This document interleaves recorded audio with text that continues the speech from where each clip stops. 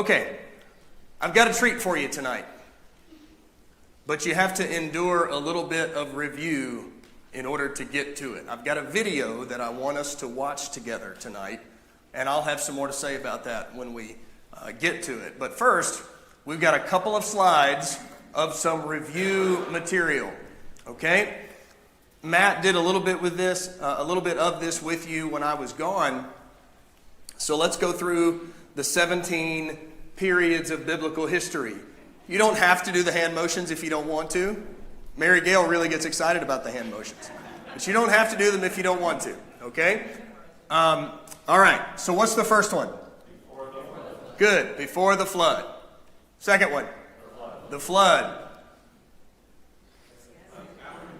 After the flood. That's what I always said when I was a kid. That encompasses everything else in the Bible.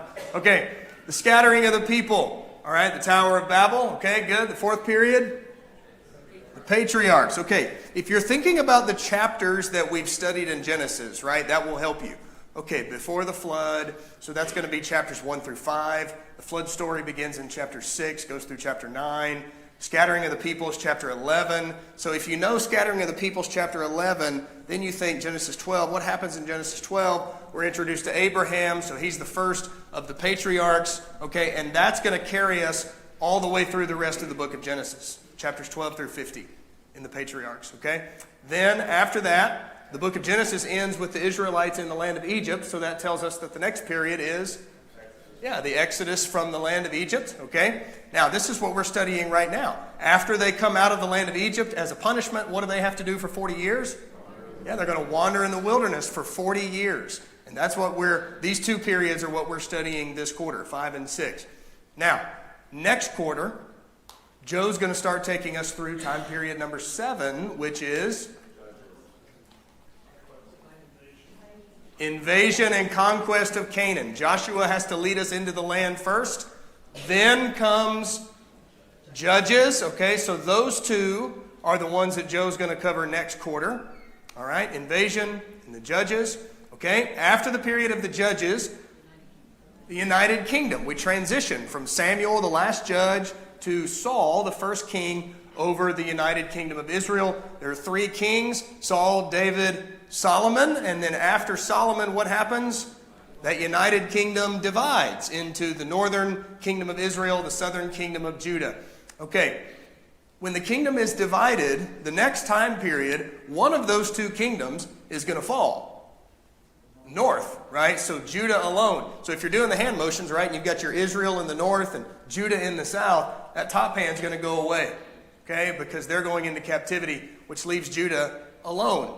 After that, though, Judah goes into captivity as well, okay? Now, they go into captivity for 70 years, as the prophets had foretold, at the end of which they return from that captivity. And they come back and they rebuild the city of Jerusalem. After this, we have the good. Okay, you guys all started out really strong. Now you're fading. There's like 10 of you giving the answers now. Okay, it started off with 100 of you at first. Before the flood! Years, silence. Yeah, that's silence. Okay, all right, after the years of silence, we only got 3 more, okay? Life of Christ, okay? Then the followers of Christ become the early church, and then the letters that are written to those Christians. Excellent. Okay, so the next slide, we're going to focus on Numbers 5 and 6, which is what we've been studying this quarter, Exodus and wilderness wandering. I'm going to put 2 columns up on the screen here. We'll have Exodus on the left side and the wilderness wanderings on the right side. These are not things that I expect you to remember, okay, or have memorized. We haven't practiced this. This slide is just a listing of the things that we have covered this quarter. And it's kind of broad headings. It's not a listing of every single detailed item that we've covered this quarter, of course. The Exodus story, of course, begins with the people of Israel in bondage. We know how they got there, as Joseph had provided for Jacob's family to come there, and 70 persons went there, and that gave birth to this large group that by the time we come to the opening of Exodus, it is a group that is so large, the Pharaoh at the time is afraid of them. And so they are put into slavery. Now, in the story of this nation in bondage, there's one particular person who is highlighted, who is of great significance, and of course that's Moses. So his birth is given a lot of treatment. Now, Moses was privileged to be raised by Pharaoh's daughter as her own child. But when Moses was 40 years old, what did Moses think he was prepared to do for the people of Israel? To lead them out of the land of Egypt, but Moses was rejected by the Israelites. The time wasn't right, okay? So then you remember the story where Moses kills the Egyptian who was being mean and mistreating the Hebrew slave. So Moses has to flee into the wilderness for safety as there is a hunt upon his life. And he is going to be in the wilderness for how many years shepherding sheep for his father-in-law? 40 years. So now Moses is 80 when God appears to him in the form of the burning bush. And do you remember, where did that happen? At Sinai. Okay, good. I was much older in life than I should have been before I realized that. Okay, I just thought Moses was out in some random place when he saw God in the burning bush. No, it happened at Sinai. And God said to him there, I will bring you back to this place. Okay?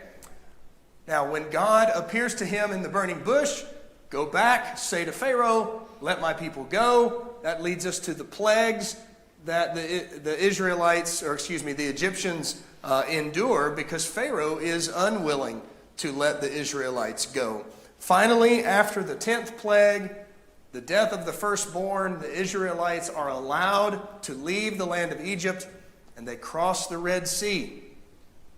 And this is going to lead them to the eastern side of the waters so that they can then begin to journey southwards towards Sinai, back to the place, again, where Moses saw God in the burning bush. So they come to Mount Sinai, and what is the primary thing that I want you to remember happened at Sinai? The primary thing. That's where the law was given. That's right. That's the main thing, okay? What else happened at Mount Sinai, though, that is a very well-known story that we talked about this quarter? The golden calf, yeah. The covenant that they had just made with God was then broken, and God has Moses to intercede for the people, and God reestablishes this covenant with the people again.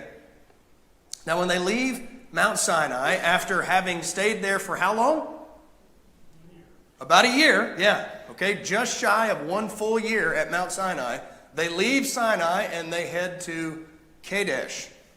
And it's here in Kadesh that they are going to say to Moses, let's send the spies into the land so they can go and investigate and find out what it's like.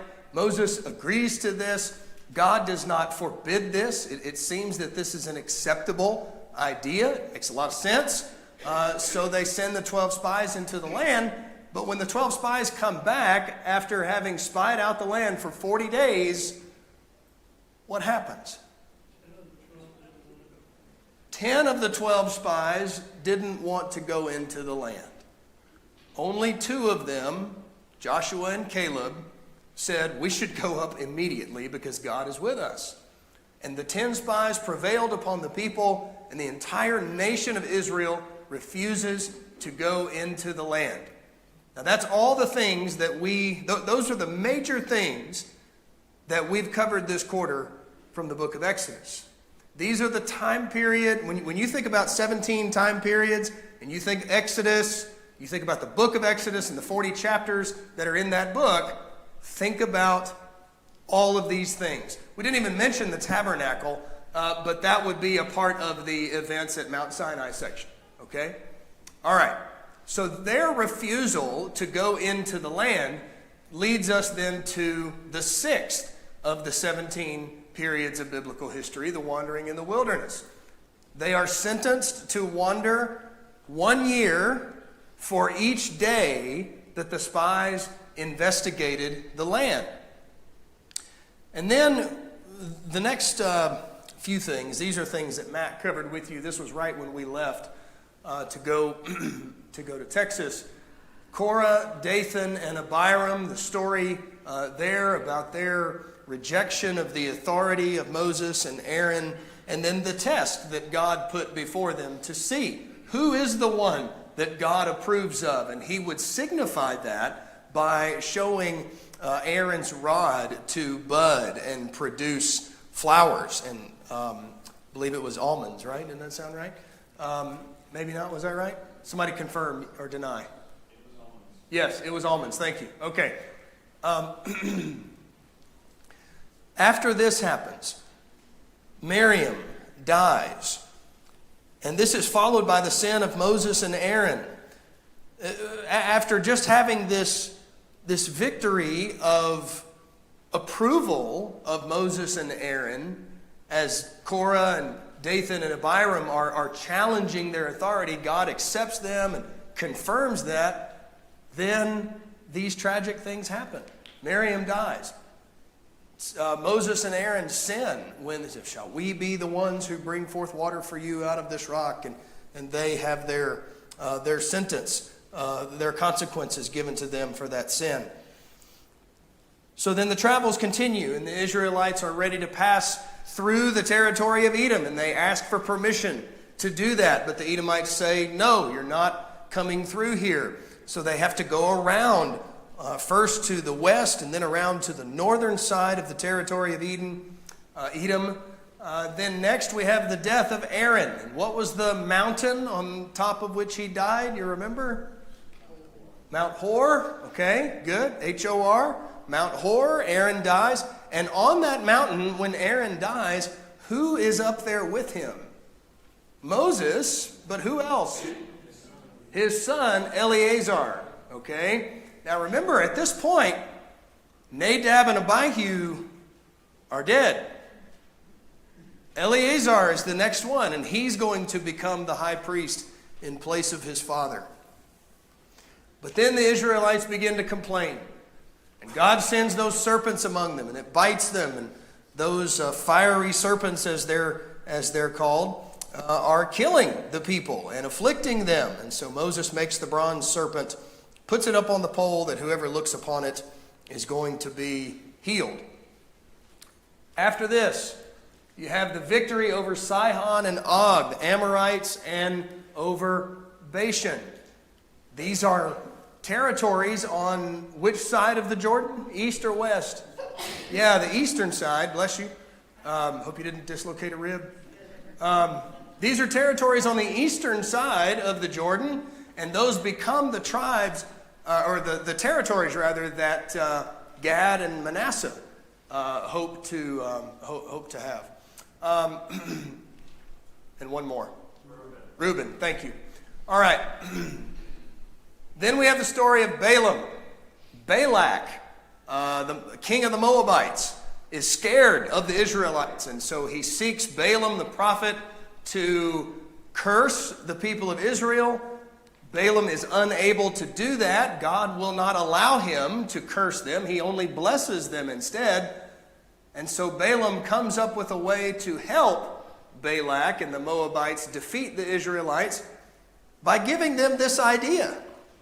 Well, why don't you connect up with the Midianites and let their women commit religious fornication with the people of Israel? And God is so angry over this that he sends a plague into the camp, and 24,000 Israelites die with this plague.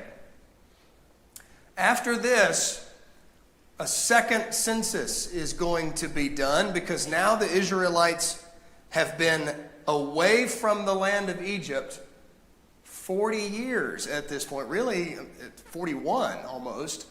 So now it's time for another census to be done. The book of Numbers opens with a census, chapter 1, and that's the one before the 40-year wandering began. 40 years go by. Now it's time for another census to be taken. All of that older generation had to pass on. Now a new census is going to be taken. Excuse me.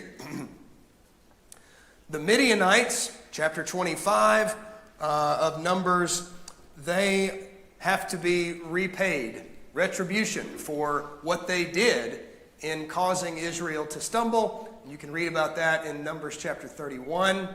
And then we're going to close with this, because this is how far we've come up until this point.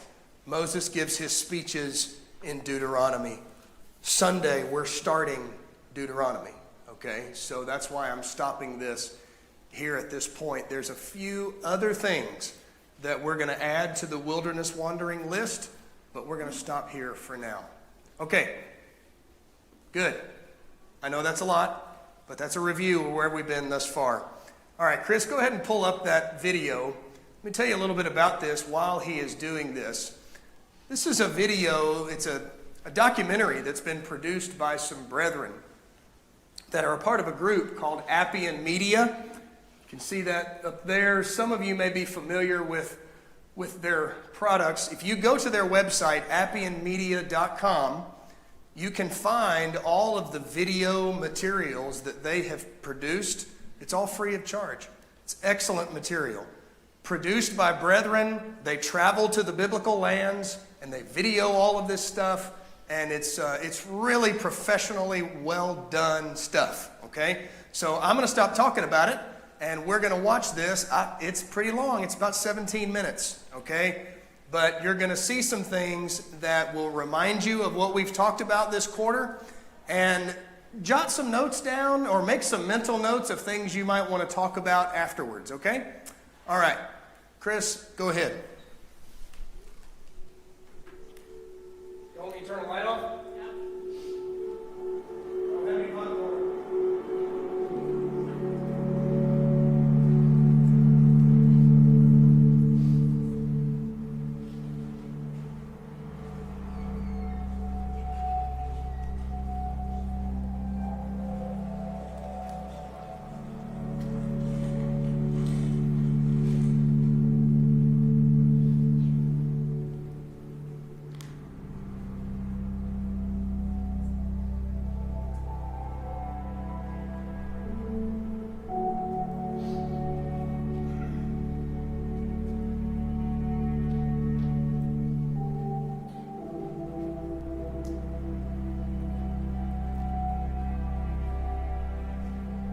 The Israelites had just come out of the land of Goshen, and compared to where they were in the desert, life was easier back there.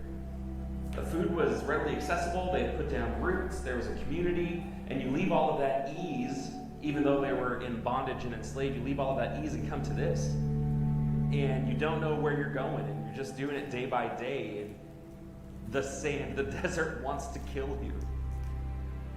And it makes sense why the Israelites would have struggled in their faith and challenged Moses. Like, why'd you bring us out here? Why'd you bring us out here to die?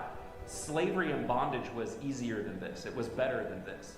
And they just didn't have a different perspective. So being out here in this, I understand why they were struggling.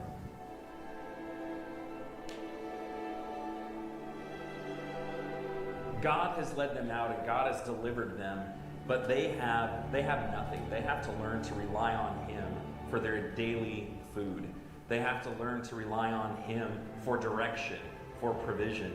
And being out here, there's nothing they can do on their own. They're not going to put down roots here. They're living a nomadic life, and they left roots. And so they're just living in this in-between space, which is so hard to do. Wrestling with whether God's going to fulfill the last part of His promise to take them to a land of rest, because this is not it.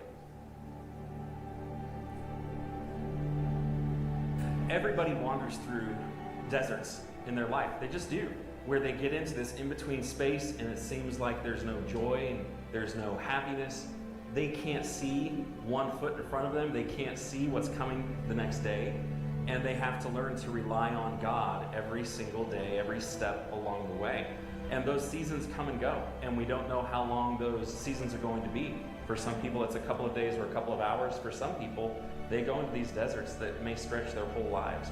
But what the Exodus teaches us is that God's a God of deliverance, and there is life There's life on the other side, there's hope on the other side, and while you're in the desert, there's still provision. God's with you through that desert. Even though you might not see it or understand what he's doing, he's operating and still saving you. He's still giving you life and sustaining you.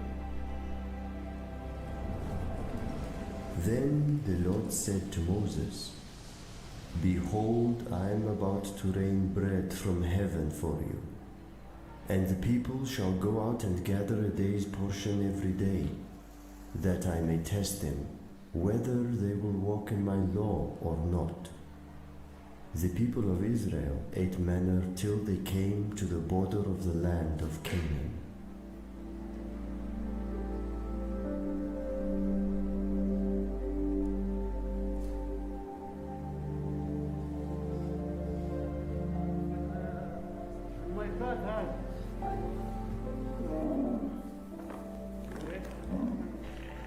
The camels. They're beautiful. Thank you. You're welcome. What is on the nose of this one? And yes, no friend, the cat is fear. Okay. I wondered if that's what that was. Yeah, that makes sense. Yeah. What is life like living in the desert out here? بعيد عن الميكروبات، بعيد عن الزحام، روقان، طبيعة، عيشة طبيعية. Yeah. Very solitary. نعم. Yeah. على حالة. But very hard too, because you have such heat and cold. نعم. How do you think the desert changes people? If you come here, how does it change you? تخيلوا بتطلعك من معيشة المدن والزحام وزحام الشغل وضغط على المخ.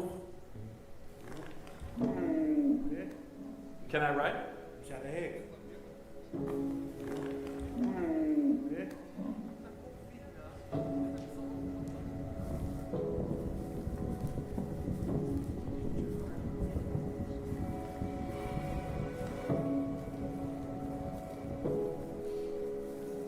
God chose this empty and solitary place to help his people clear their minds and break the cords that still tied them to Egypt. When they arrived at Kadesh Barnea, God sent 12 spies into the promised land, but 10 of them lacked faith and convinced the people to rebel. So the Lord sent the Israelites back into the wilderness for 40 years. 40 years. That's a long time to be lost, wandering, looking for direction. 40 years. It was necessary to remove doubt and worry and replace it with faith. We're all wandering in the wilderness at times in our life, stumbling, tripping over ourselves as we look for a way out of our sin and idolatry. But if we allow God to use that time in the wilderness to build our character, to humble us, to teach us to fully depend on Him, if we follow His direction, He'll lead us out and make clear the path we need to follow. So much more happened leading up to Israel going in and conquering Canaan. The Israelites spent 40 years in the wilderness with Moses because of their rebellion and not going in when they should have, their lack of faith in God and in His strength and in His ability to take these giants in the land that they saw. And so there are 3 more books in the Pentateuch that chronicle the development of Israel as a nation. You have Leviticus, where God gives His law to His people, helping them understand that He's holy and He wants them to be holy, and gives them details about how to do that, and explaining the sacrificial system of atonement. I want to try something a little bit different today. Okay. And I'm going to need your help and probably 2-3 other guys. We need So- some crew. We do. Hey, Nolan, Ryan, you ready to help? We could probably grab a sound guy. Dan, do you want to step in on this? You might need to lose the camera. Okay, so we need everybody to grab the largest rock they can grab. I get the biggest one. You get it? Because you're Strongest little weaklings. Okay, so we'll come out here and we're gonna set 6 points. So Stu, if you want to set yours right by that rock, this rock right here, set it next to that. We need to measure. Justin, you want to help me? Yes, sir. So 15 feet. Right here. All right. Okay. And once we get these 4 down, so I need someone else to put a rock here.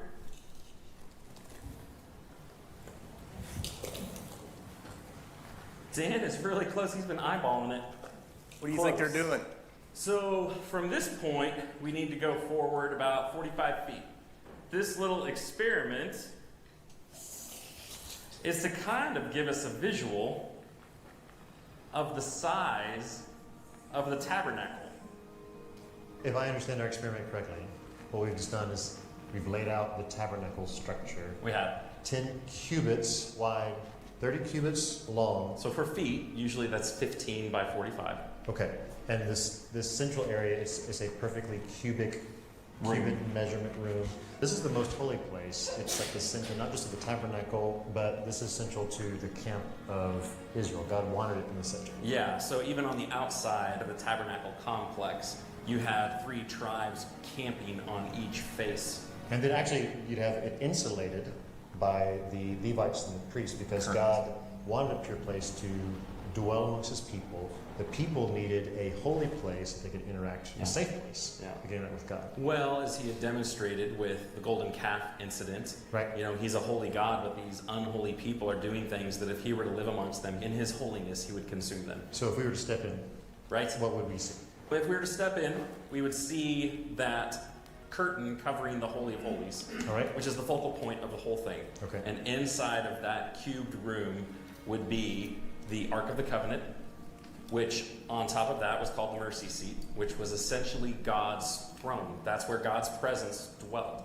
And the high priest was the only one who could go in there, and only one day out of the year on the Day of Atonement. So they don't hang out in here. This is No. a very special place where God lives with them, dwells with them, just before the veil, and kind of belonging to the most holy place. You had the altar of incense. Right, and the smoke would fill in, so that the high Yeah. priest, when he enters in, can't even see. The idea goes back to the presence of God. With Mount Sinai, God came down and there was fire and lightning and smoke. And as you light incense and that incense permeates the room, it helps communicate the idea of God's presence being in the space. So what's happening is Sinai is being recreated in the Yes. I didn't even think of that. Okay. Even going back before Sinai, the orientation of the tabernacle on the compass. Right, because it faces east. When the priests come, they would It come in walks facing west. And that goes back to Garden of Eden. In fact, a lot of this imagery is Garden of Eden. But they're walking west because when Adam and Eve left the garden, they went east. When Cain killed his brother Abel, he goes east. So God's taking his people, his covenant people, and kind of bringing them back into this paradise dwelling with him. So over here, when you first come in to the left, would be the tree, right? It's a lampstand, and then to the right would be the table of Table of showbread. showbread.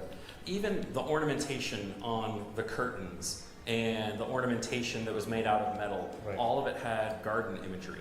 And so you start the Pentateuch with Genesis and God creating everything, and he's in the garden with Adam and Eve. And we've lost that. We've lost the garden because of sin. We've lost that closeness of being in God's presence. And by the time you end the Pentateuch, God's provided a way to reconnect with his people. He's recreating a little bit of the garden. So this isn't really just about organizing religion or organizing camp structure. This is really about symbolizing, recreating a presence with God. Yeah. So having this layout, it's a cool experiment. I like being able to visualize all this. So it's super helpful to see how compact it is, but it communicated something really big. We want a God who will tabernacle with Yes. his people. Yes. Cool.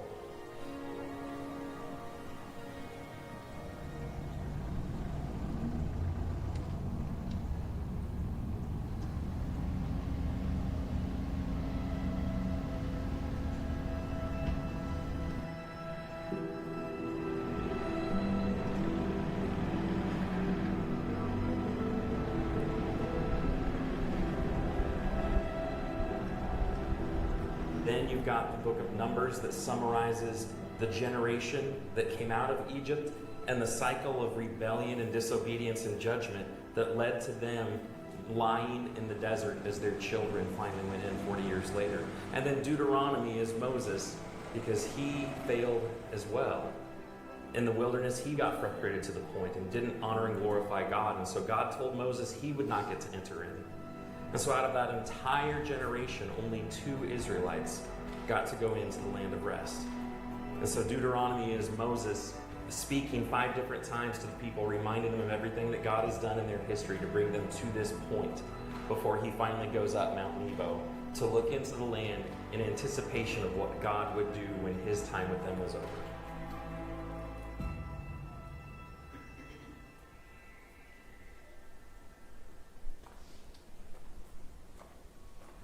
Getting here to Mount Nebo, even for our crew, this has been an exhausting journey. And it was nothing compared to the 40 years of the Israelites getting here. But there's such a sense of excitement and anticipation, standing at the top and looking across the valley into the land of rest. This is the land that God had promised to Abraham and his descendants. And Moses gets to look in and see what the Israelites are about to inherit. And what we're feeling right now is so small in comparison to what Moses must have felt for them. Israel spent 40 years getting to this moment, and Moses climbed to the top of the mountain, and after God's people being sojourners for all those generations, on the eve of them arriving in a home, he gets to look in and see how good the land is.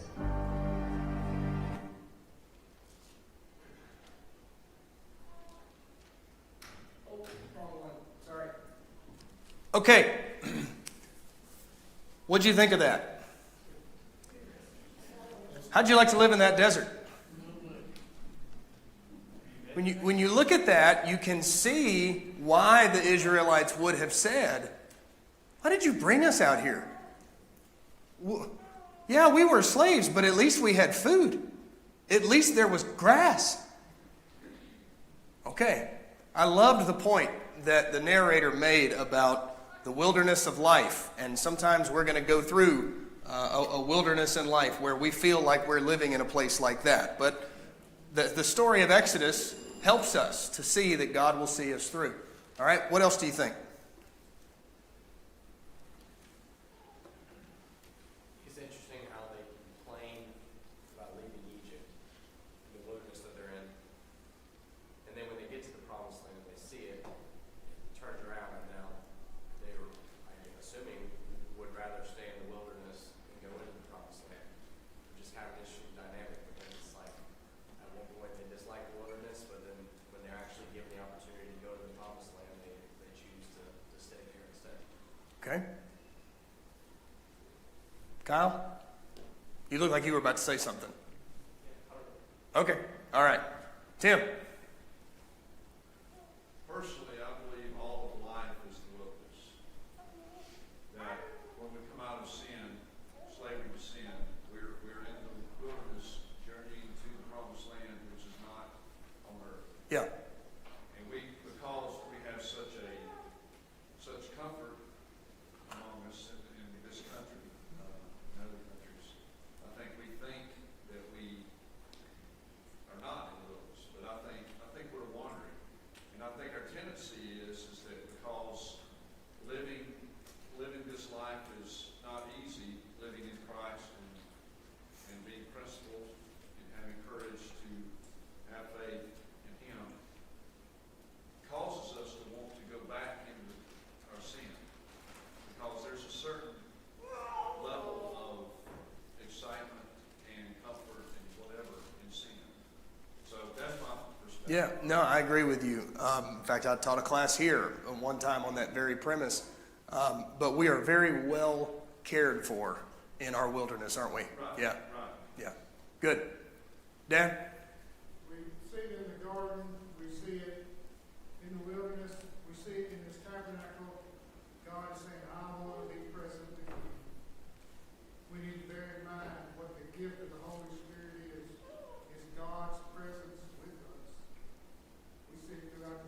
Yeah, good. Okay, good.